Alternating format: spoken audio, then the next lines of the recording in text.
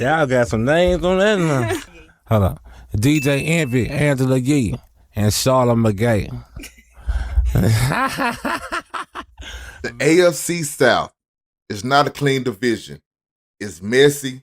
It's unpredictable. And after the draft, it might be one of the easiest divisions you can talk yourself into betting on. But it can also be one of the easiest divisions to lose your money with, because one team may have changed its whole offensive identity. One team may have quietly built the trenches. One team, made itself tougher in real football without giving fantasy managers much clarity. And one team added pieces but still leaves us asking, what actually changed? Because everybody got a case to be made, and everybody got questions that needs to be answered. And if you read it wrong, your fantasy lineup, your player props, your win totals, and your parlay slips can all get caught in the crossfire.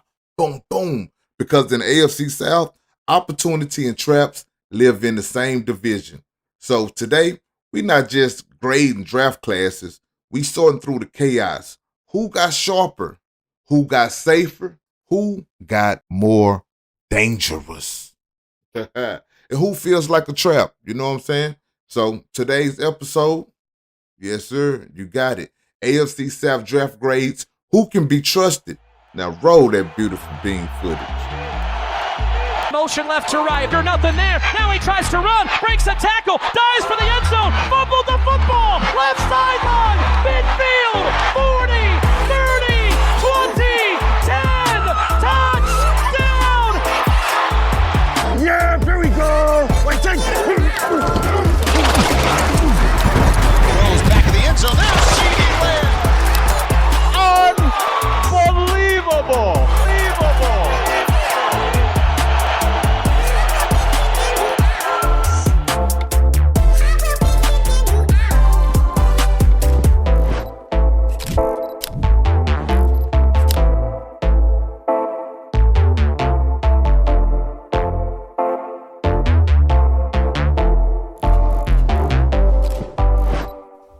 We're back.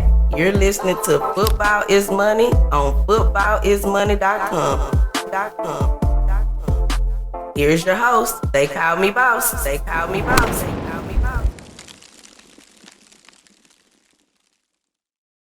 What's good, y'all? What's good, my fantasy family? Welcome back to Football is Money. I am your host. They call me boss, and you are tuned in on footballismoney.com. All right? I know it's been a long time, man. I shouldn't have left you, but we are back. And today we talking about the AFC South. We got Titans, Texans, Colts, and the Jaguars, right? And this division didn't give us a clean answer after the draft, right? It gave us layers. One team trying to raise the ceiling. We got one team trying to win through structure. One team trying to get tougher in the middle. And one team trying to support a big swing that it already made in the previous draft, right? And we're going to unpack all of that. We're going to take a look at what this division was before the draft and try to look at what each team added and what it means for fantasy lineups, what it means for your betting slips, win totals, player props, and team trust. Before we put the draft grades on the screen, we got to remember what this division was before the draft even happened. Because if we don't understand what these teams were trying to fix, then the grades don't mean enough, right? Last year, the AFC South gave us flashes without answers, without clear answers, potential without separation. Teams, you can believe in one week, and then you have to question them the next week. That's what makes this division dangerous. Fantasy players start chasing opportunity. All my bettors, they start chasing value. Fans start looking at reasons to believe once again. But over here, we got to look at it a little bit different, right? First, we got to ask, what was broken? What actually got fixed? What's still shaky? And what did the draft really change? So, let's see. Tennessee came into this draft needing to raise the ceiling, right? And I think they did that. They needed more explosive ability, more defensive edge. They needed more pieces that could make this team feel dangerous, right? Houston came in needing structure. They had to keep building in the trenches, right? They got to protect the offense. They got to strengthen the middle and kind of make sure that the team around the quarterback was strong enough to support all of the expectations. The Colts came in with a different type of situation because they didn't have a first round pick due to the trade they made last year to get Sauce Gardner, right?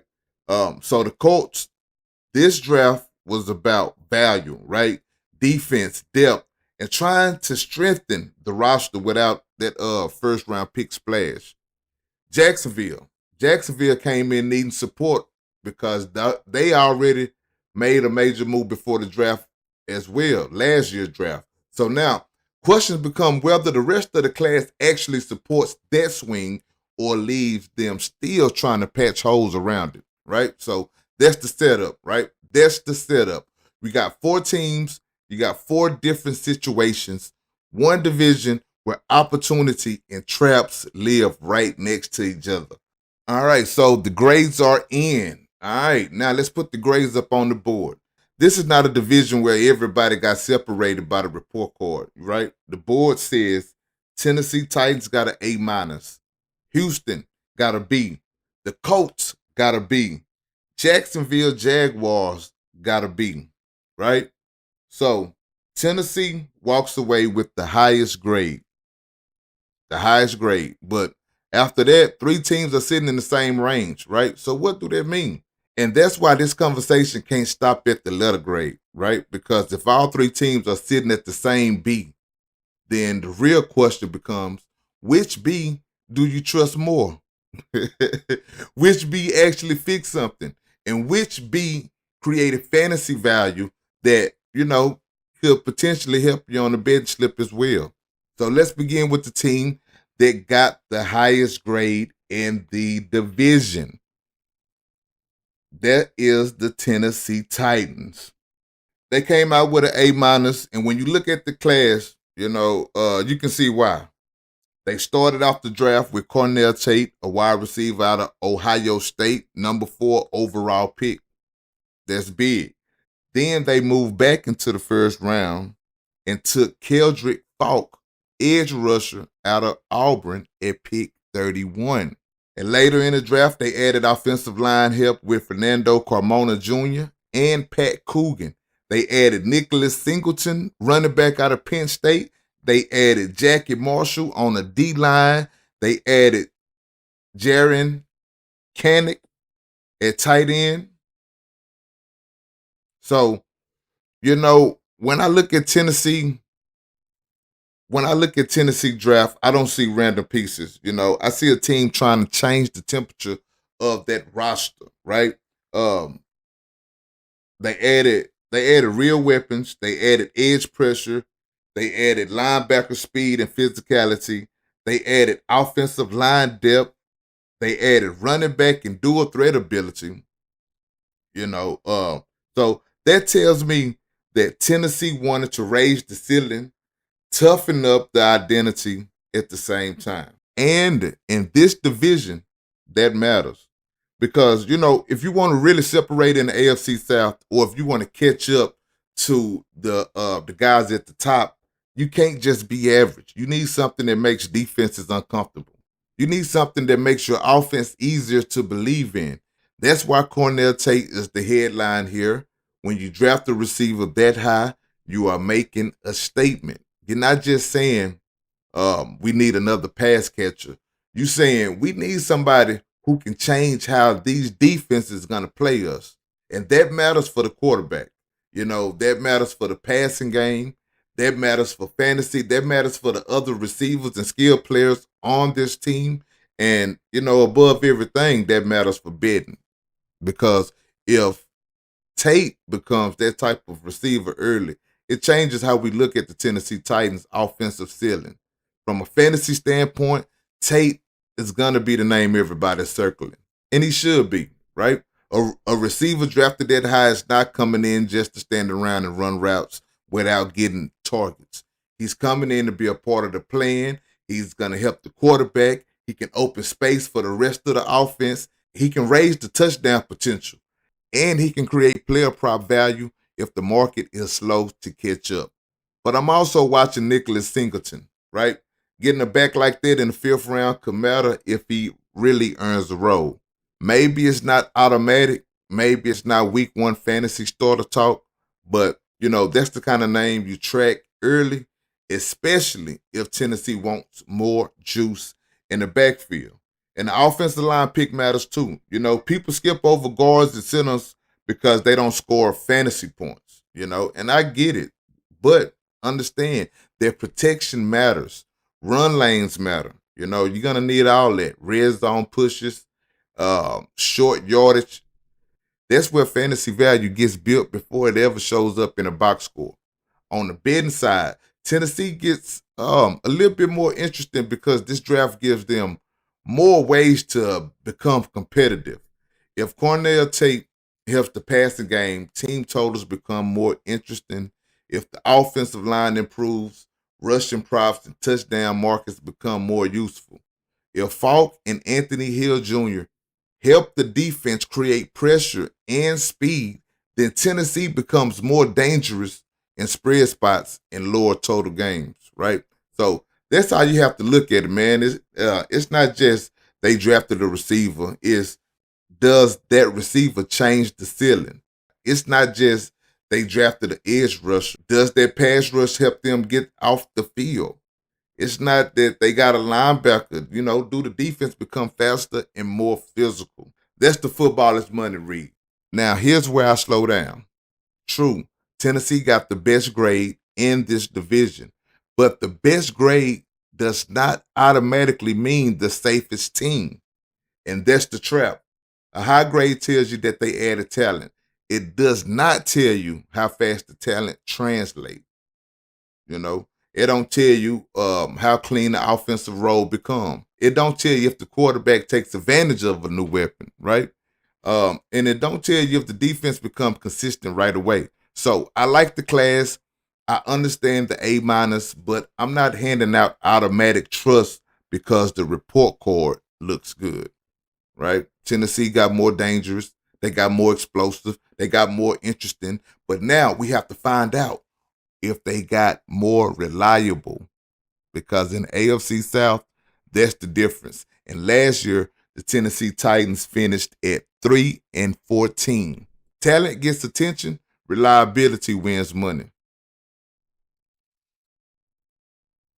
All right, so now let's talk about H-Town. Let's talk about Houston. They get a B for their grade, right? This one got me thinking a lot because this draft was not built around flash. This was not a look at us type of draft. This was a structured draft. The Texans came away with a B. And when you look at their class, right, the theme is pretty clear. It's pretty clear. They took Keelan Rutledge, guard out of Georgia Tech in the 1st round. Automatically, they trying to protect CJ. They added Marlon Klein, tight end out of Michigan, a weapon for CJ. They double back on the offensive line with Fabici and Nawu, the guard out of Oklahoma. They added Wade Woodass at linebacker. They added Kamari Ramsey at safety. They added Lewis Bond at receiver. And they closed it out with Aiden Fisher at linebacker. So when I look at Houston, I don't see a team trying to win the highlight package. I see a team trying to win the middle of the field, the interior offensive line, the interior defensive line, the tight end position, linebacker, safety. That tells me Houston looked at this roster and said, we need to get stronger where games get controlled, right? And that matters because when people talk about fantasy and betting, they love the outside stuff, the receivers, the deep balls, the touchdowns, the big plays. But a lot of money get won or lost inside because you got to be able to protect the quarterback, right? Can you run the ball when everybody knows that you want to run the ball? Can you stop the run? Can you control 3rd down? Can you stay on schedule? Can you avoid negative plays? And I think a lot of these picks that Houston made was to try to avoid so many negative plays from the quarterback play, right? That's what Houston seems to be trying to fix. And from a football standpoint, I like the idea. Keelan Rutledge, that gives them more power up front. Caden McDonald gives them a real run defense present in the middle of the defense. Marlon gives them size and athleticism at tight end. He's a big boy. I think he'll do good for CJ, being another big body. And adding another guard tells me that they were serious about protecting CJ Stroud, about building protection and physicality. That's going to be big for his future growth. So I don't think that's random. They look like a clear plan. And that's why this grade sits at a B. It's not bad. It's not a bad grade. Not flashy, but solid. So from a fantasy standpoint, a first-round guard is not getting drafted in your fantasy league. A defensive tackle is not going in your lineup either. But if the offensive line improves, everybody benefits. The quarterback get cleaner pockets. The run game gets more efficient. The offense gets more manageable down and distance situations. So the tight end room, they get more interesting with Marlon Klein. And the offense has a better chance to sustain drives. That's where the fantasy value is. Not always in the new names. Sometimes the fantasy value is in the environment getting cleaner, right? And Houston looked like a team trying to clean up the environment. On the betting side, this is where I'm watching them closely, right? If the trenches improve, Houston can become more reliable in certain spots. It's not automatic, not a team you just throw on every parlay every week.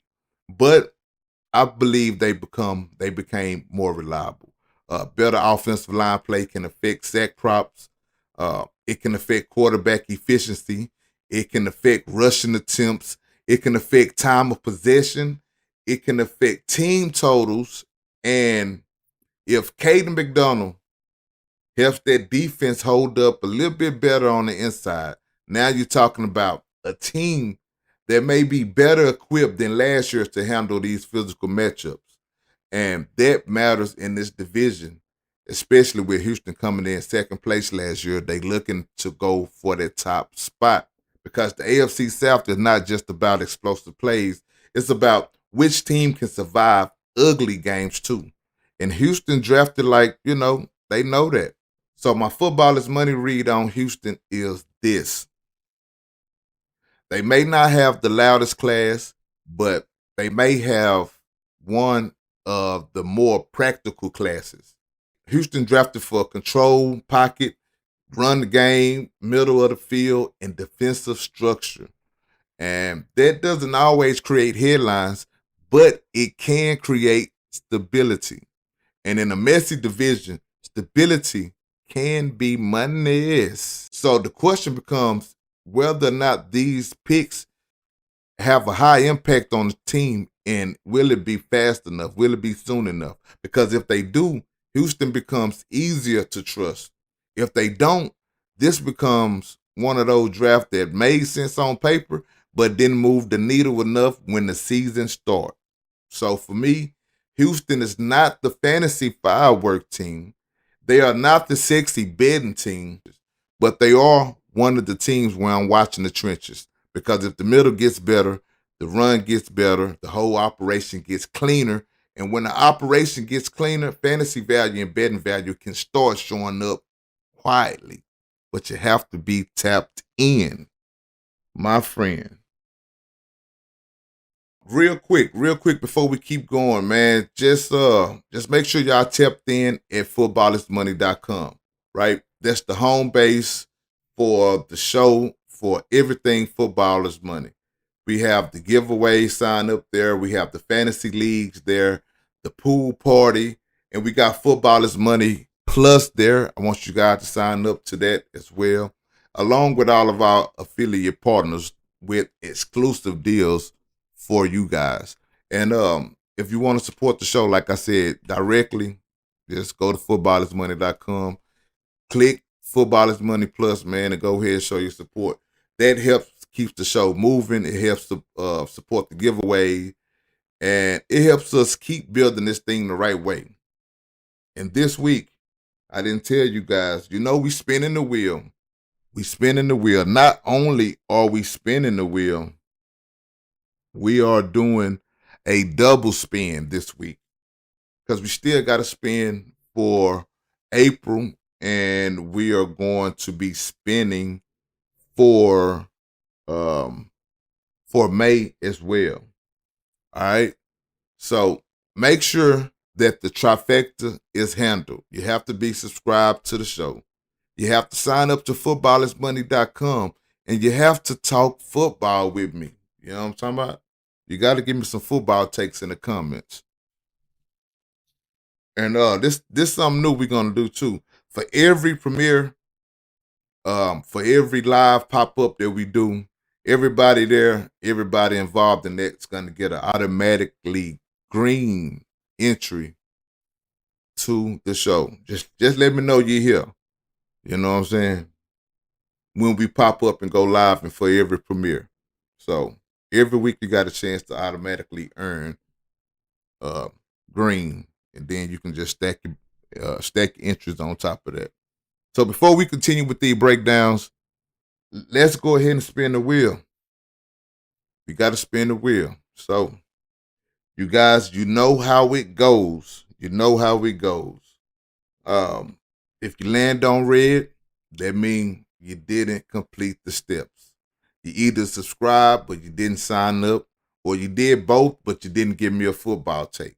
Or either way how it goes. You have to do all three. You got to do all three of them. All right? Just the bare minimum. We giving away $100. You know what I'm saying? You can't just say, hey. You got to be tapped in, man. We trying to build the footballers. We trying to build a football community.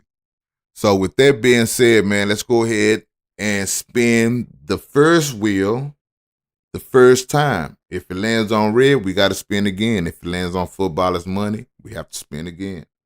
All right. And if y'all don't claim y'all prizes, I'm not going to keep giving you chances to win, right? If you don't, on this spin, if you don't claim it, ain't no more spin. We just gonna line it back up for next month. All right. But I'm gonna go ahead and get these double spins out this week. But if you guys not claiming, I guess I win. You know what I'm saying?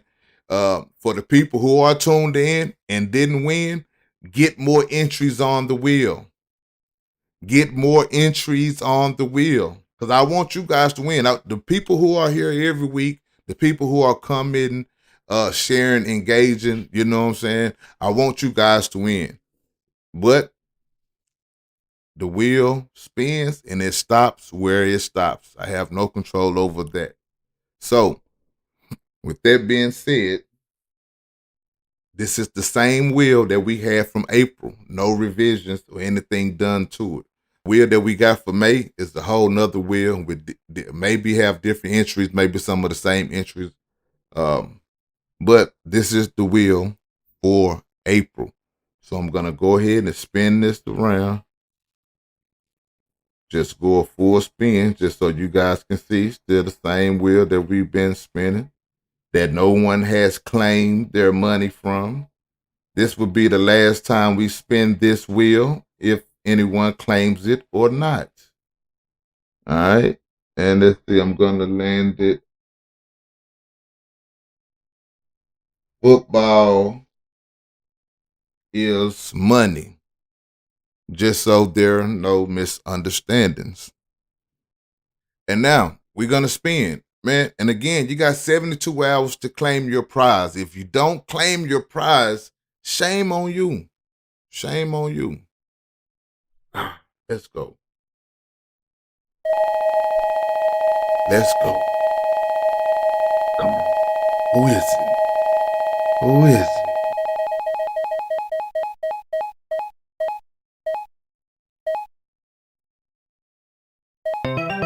Yolanda. We have a red entry, Yolanda. Oh, Lord. You missed the steps, shouty. You know, you got to make sure you get all 3 steps down in order to be green so you can win this money, man. Come on now. It's supposed to be you. Let's go spin again. We're going to spin it again. Let's go. Who we got? Round and round we go. Where to stop? Nobody knows.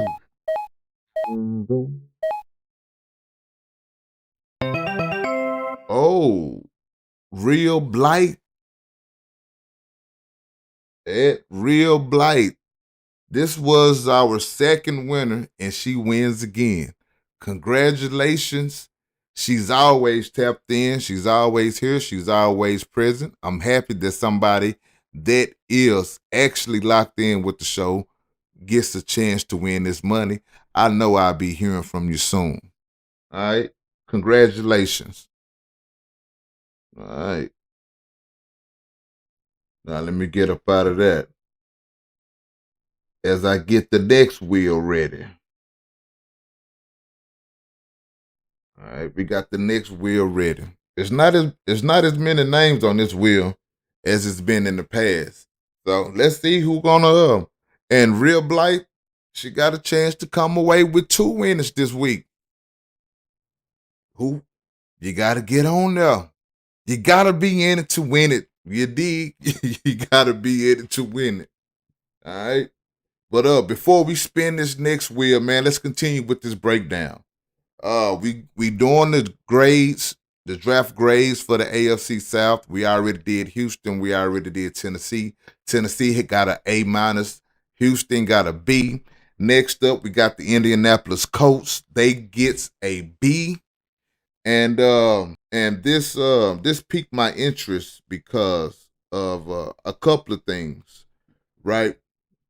They draft conversation started before their first pick even happened, you know, because they didn't have a first round pick because of the Sauce Gardner move, just like, you know, like we talked about earlier.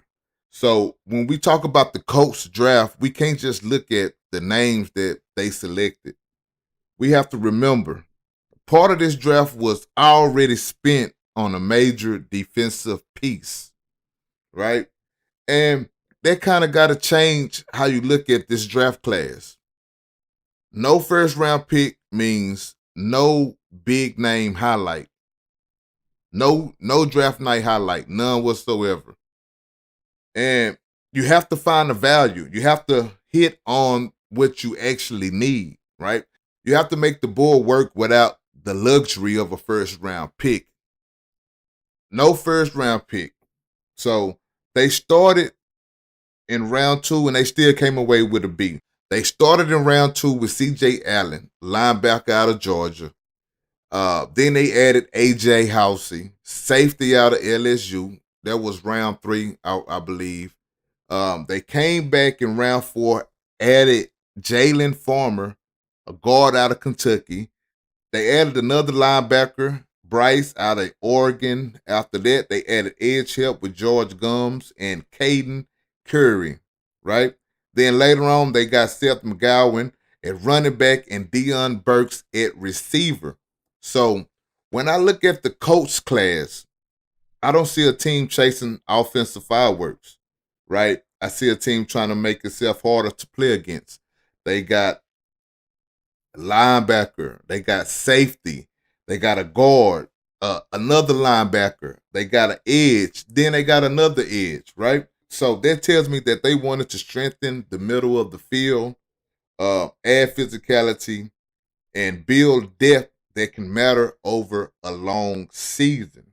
Because in this division, you can't just be talented. Again, man, you got to survive ugly games. You got to tackle. You got to defend the middle of the field. And you got to get your defense off the field. You got to make team earn these drives, man. You got to make them earn every yard. So that's where the Colts draft starts to make sense from a football standpoint. C.J. Allen, A.J. Housey, they are the tone setters. That's linebacker and safety. That's the middle of your defense. That's communication. That's tackling. That's fitting the run, right? That's handling tight ends, limiting explosive plays, all of that. Those positions matter in a division where teams are still trying to find identity. Then you add edge depth with George Gums and Caden Curry. And, now you're trying to create more pressure without having to overextend your starters, right? And that's not flashy at all, but it matters. But from a fantasy standpoint, this draft may help the team more than it helps your fantasy lineup right now. And that's okay. Not every draft class is supposed to give you 3 instant fantasy names, right? For the Indianapolis Colts, the fantasy impact is more indirect. If the defense improves, game scripts can change. If the defense gets more stops, the offense gets more possessions, right? If Jalen Farmer helps the offensive line, the run game, JT Money, can become more stable. If the team can play more controlled football, that affects rushing value, right? Quarterback efficiency and touchdown chances. So that's where the fantasy managers need to look. Not just that late running back or the late receiver and say, is he draftable? The bigger question is, did this class help the team become more functional for, your fantasy environment? Because a more functional team creates a better fantasy environment. Now, I do want to keep an eye on Deion Burks late. That type of production coming off the 7th round is interesting. That don't mean he's automatically fantasy value, but it does mean he goes on the watch list. Training camp name, preseason name, role clarity name. And I want to say the same thing with Seth McGowan. Late round backs can matter if the depth chart opens or if they show something in camp. And that's what we're going to be watching. But right now, the bigger fantasy story is not those names. The bigger story is whether the coach can create more stable team environment. On the betting side, this might matter more than the fantasy managers, because if the defense gets stronger, the coach could become useful, in certain spread spots. They might become better in lower total games. They might become more reliable against teams that would attack the middle of the field. And if the front 7 depth improves, sack props, pressure angles, and opponent efficiency becomes part of the conversation. But this is where we have to be careful. B grade with no first round pick is respectable, okay? But it does not mean erase every question. This class feels solid. It feels useful. It feels like it can help the roster, but I don't know if it raises the ceiling enough by itself. And that's the key difference. Tennessee tried to raise the ceiling. Houston tried to control the middle. Indianapolis feel like they tried to harden the roster, and that can matter. But when we talking about trust, I still need to see how fast these defensive pieces can translate. So my footballer's money read on the Colts is this. Indianapolis, they didn't have the splash pick, but they may have made the type of draft that helps them survive the season. This was not a glamour list. This was a workhorse list, a physicality list. We need to be tougher in the middle list. And in the AFC South, it has to be tougher. Let's keep it moving. Jacksonville Jaguars got a B grade. And the Jaguars might have the most layered conversation in the division. Before we even talk about the players they selected in this draft, we got to talk about the moves that shaped the whole class. So Jacksonville already made the blockbuster move. They gave up their 2025 first round pick, their 2025 second round pick, a 2025 sixth round pick, and their 2026 first round pick to move up to get the second overall pick in the 2025 draft. And that pick became Travis Hunter. Not just a draft move. That's like that's a franchise statement. They ain't want to pass up the chance to get a sports altering talent. right? Somebody who could change the team, change football, and maybe even change how people view the sport. They got a two-way player. He want to play two-way. That's big vision. But big vision comes with big pressure because when you spend that much draft capital, the player can't just be good. He has to make the cost make sense. And that's where the Jaguars conversation becomes tricky. Because Travis Hunter's talent is not the question, The talent is undeniable. Let's put it like that. But when his season ended with a knee injury in October, it reminded everybody of the risk that comes with giving up future draft capital for any player, no matter how special they may be. That injury, it don't mean that the move was wrong, but it does mean that Jacksonville is carrying risk into the conversation. And that's why the 2026 draft class has to be looked at a little bit different. With the picks they did have, they still came away with the B. They started round 2 with Nate Boerkircher, tight end out of Texas A&M. Then in the third round, they added Albert Regis, a defensive tackle out of A&M. They got a lot of guys from Texas. They added Emmanuel Pregnon, offensive lineman out of Oregon. They added Jalen Husky, defensive back out of Maryland. Then in round 4, they added Wesley Williams, defensive end out of Duke.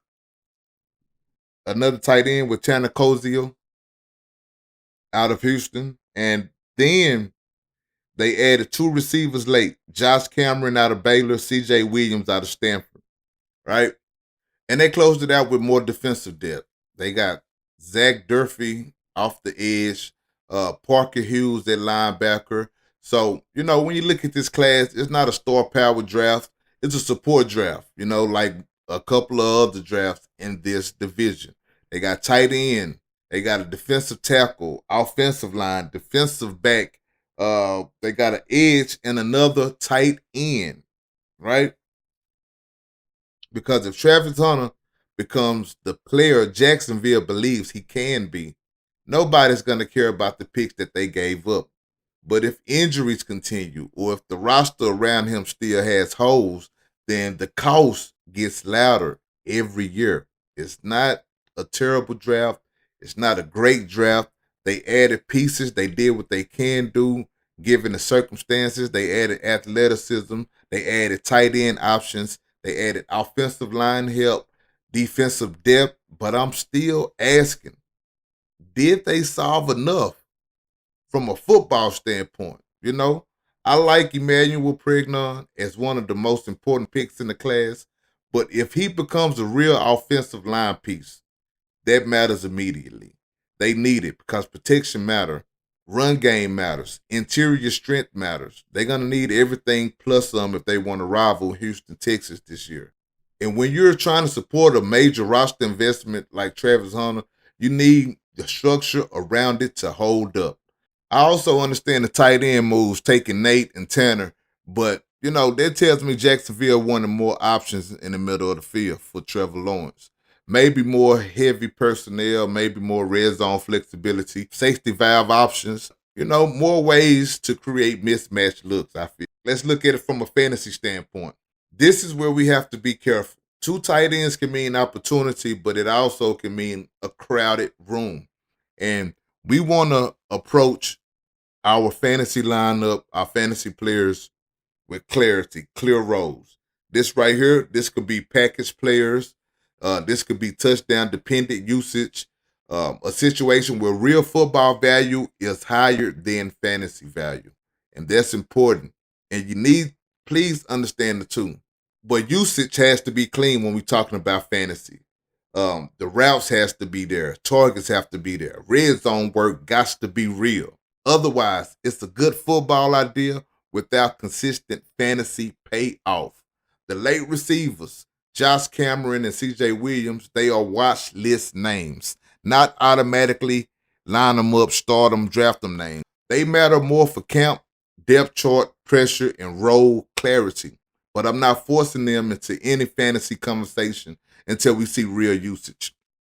On the betting side, Jacksonville It's one of those teams where you have to read them carefully, man. You know, they got talent. I believe they have ambition. There's a big swing already attached to this roster, but there is also risk, you know. And when a team gives up that much draft capital, man, yeah, it has less room for mistakes. That affects depth. It affects flexibility. It affects how quickly they can patch the next problem. So with Jacksonville, I'm not just looking at the names that they drafted. I'm looking at the full picture. They made the big move last year. Now they trying to build a support system. And their support system has to be good enough. Because if it's not, Jacksonville could still look exciting on paper while being frustrating on betting slips. That's the danger and the opportunity. So my footballer's money read on the Jaguars is this. Again, another mediocre draft. But there is some talent there. They're not a team you can just ignore. They're a team where the risk is baked into the story. You know, the upside is real. The ambition is real. But the trust isn't automatic either. And in this division, I don't think we have anyone that we automatically trust. So now, before we get to the AFC South money read, you know, quick league check-in. The Footballers Money Fantasy Leagues are almost full. And this year, we're not waiting till last minute, man. You know, we want the spots filled immediately. We want the league set, everybody paid up before preseason even start, right? And don't forget about the Footballers Money Pool Party. Now, I ain't talking about no pool party where you got bathing suits and swimming trunks. I'm talking about the pick'em pool, right? Weekly action, weekly payouts, a chance to win money every week. And anybody can get in, man. Just hit me up on footballersmoney.com. So if you want to be a part of the leagues, the pool party, or anything else that we are building, go to footballersmoney.com and tap in before the spots close. All right? Now let's get back to the AFC South. So now it's time to bring it all together and ask the real question. Who do you actually trust? We call this here the AFC South Money Read. Trust rankings. All right? Now let me bring up my stats over here and bring up what I need. All right, so now that we broke down all four teams, let's put the AFC South into football is money terms. And remember, this is not the grade ranking, you know. This is not the final standings. You know, this is not who has the most talent. This is about trust.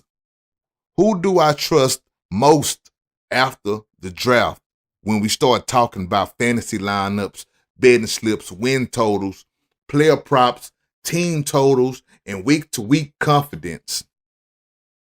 All right. Number 1, I got Houston Texans. Number 2, Jacksonville Jaguars. Number 3, Tennessee Titans.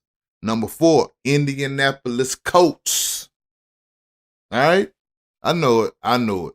Now, let me explain that because I already know some people going to look at Tennessee having the highest draft grade and say, you know, why they not number 1? Maybe they're going to look at Tennessee being Tennessee and ask why are they not number 4? Grades and trust are not the same thing. Now, you can take that to the bank and cash it in. Now, before we hit the final drive, no huddle, man, we got to talk about the wheel. Let's go, because this week is not a normal spin, man. We already spent the wheel once, and we about to do it again in this double spin week. So we already spent the wheel for April. Now we got to spin it for May. 1, 2. 2 chances. Rhea Blythe. Rhea Blythe was the first spin winner. Let's see if she can get another one, because I know she's on this wheel too. Hey, and you guys need to lock in, man. Y'all got to lock in. That's why I keep telling you. You know what I'm saying? Keep talking football. Keep engaging. You know what I'm saying? Make sure you're there. Make sure you got the trifecta handle. You have to subscribe. You have to sign up at footballismoney.com. And most importantly, you got to talk football to me. That's how you stay active, all right? That's how you stay on the wheel. That's how you stack entries. That's how you stay out the red. Because if you are subscribed but not signed up, we got to fix that. If you signed up but you're not engaging, we got to fix that. If you're watching but you're not tapped into the community, we got to fix that. You know, the whole point is simple. Be part of what we are building. This ain't just a random giveaway. This is a way to reward the people that are already locked in with Football is Money. So if you've been coming, answering questions, dropping takes, supporting the show, and keeping the football conversation alive in the off season, this is one of those weeks where it can pay off. You know what I'm saying? Double spin week. And look, man, they got the NBA finals on right now. San Antonio and New York Knicks going to the finals. My man Drake just dropped 3 CDs. Drake? Drake? Yeah, you know what I'm saying? Got the world going crazy. Jay-Z dropping disses. Everything is happening right now. And there's no football for at least another 3 months. But you know what? We locked in, though. You feel me? That's all I'm saying. You know, football is money. And you got to be in it to win it. You can't wait till August to say, oh, I want to try to figure out what's going on. No, man. You got to be in it to win it. But if you do want to wait till August to get all the way in it, I still got you, because we still going to be here doing what we do best, talking football and trying to get some money up out of it. Now, without further ado, let's bring up the wheel for you. Boom. Double spin week. We already did April. Now it's time for May. So I got the wheel up.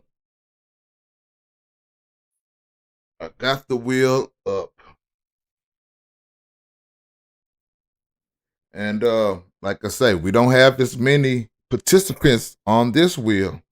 You know, I don't know if people not claiming their prizes kind of discourage people from participating, but I do assure you that this is real money, not credits, you know, not gifts, not bonus funds. I'm talking about $100 cash money, US dollars, from my pocket to yours. You feel me?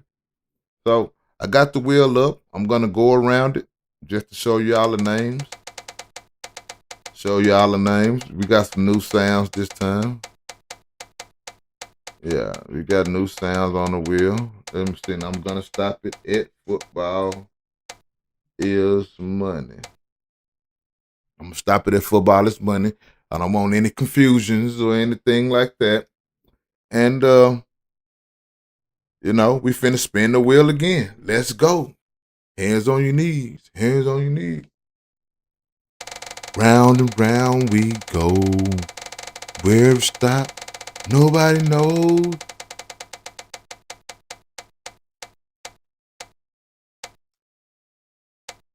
What do we have? Lucky 520. You are in red this time, my friend. I know in the past I've seen your name up here in green and gold, but this time you didn't give me any football takes. Stay locked in, baby. Stay locked in. So we got to spin the wheel again. Let's go. Round and round we go. Where it stops, nobody knows.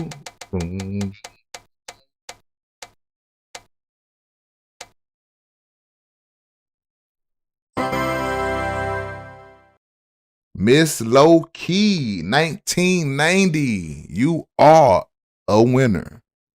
Hit me up to claim your money. If you want your honey bun. You know what I'm saying? Hit me up. Footballismoney.com. Click the chat bubble. Give me your information so I can get your money to you. All right. Footballismoney.com. Click on the chat bubble. Talk to me so I can get you situated. Again, if you guys don't claim your money, it's not going back, and I'm not going to spin the wheel again next week. All right? You got to be tapped in. So if you don't want it, you know what? We can put it to something else for the community, right? You know what I'm saying? But yeah, we ain't going to keep spinning the wheel, man. We got one spin a month, and that's what we doing. Stay tapped in if you want to win. All right? It ain't my fault. It ain't my fault. It ain't my fault that y'all don't want this money. Like, how you sign up? How you sign up for the money, but you don't stay tapped in for the money? You feel me? That's what I want to know. Some things I never understand. I don't understand. You know what I'm saying? Don't just watch Footballers Money. Be a part of it. Be a part of it. Yes, sir. All right? So, before we get out of here, man, I appreciate y'all for tuning in, like straight up. But make sure y'all go to footballismoney.com. That's where you can support the show. Tap into Footballers Money Plus. Get involved with the fantasy leagues and the pool party. Stay connected with everything we are building. And remember, the giveaway trifecta. Subscribe, sign up at footballismoney.com, drop a football take. That's how you stay active on the wheel. And this week, we got a double spin. We had one for April. We had one for May. And again, if you want in on the fantasy leagues or the Footballers Money pool party, don't wait until the preseason. We're going to have everything locked in way before that time this year. All right? So get tapped in right now. Our order.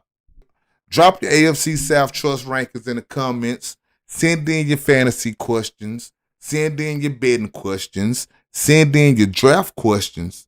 And keep the football conversation alive. Thank you for watching. I'm your host. They call me Boss. This is Football is Money. And we are.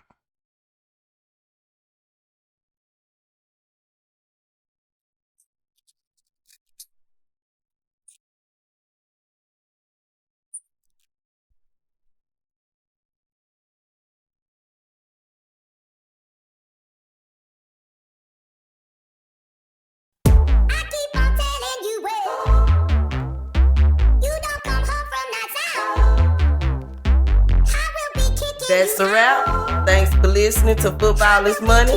Find every episode and more at footballismoney.com.